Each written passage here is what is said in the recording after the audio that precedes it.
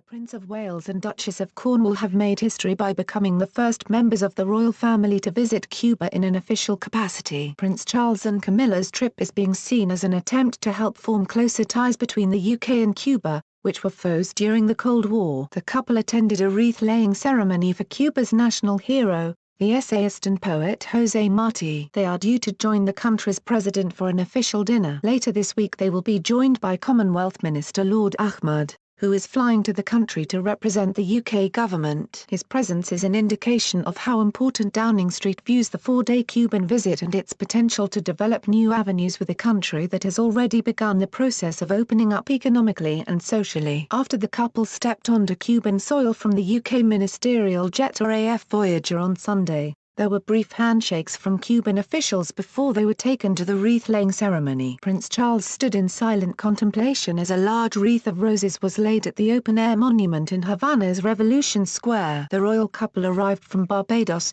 one of 5 Commonwealth realms they have visited. St. Kitts and Nevis, Grenada, St. Lucia, and St. Vincent and the Grenadines have also featured on their tour. Fractious relations between Cuba and the West stem back to before the 1800s. Cuba, a former Spanish colony, was ceded to the U.S. in 1898 and 4 years later became independent under U.S. protection. But at the height of the Cold War in 1959, a guerrilla army led by Fidel Castro defeated the U.S.-backed Batista government, establishing a communist state. The armed revolution prompted a U.S. trade embargo, known as the blockade or el bloqueo in Spanish. Coupled with similarities of ideology, the embargo pushed Cuba into the arms of the Soviet Union. The U.S. discovered Soviet nuclear missiles on Cuba in 1962, which almost led to a nuclear war. Cuba country profile. Prince Charles won't speak out when he's king. A royal visit to a land of princes. Prince Charles made me pick up litter. In 2014,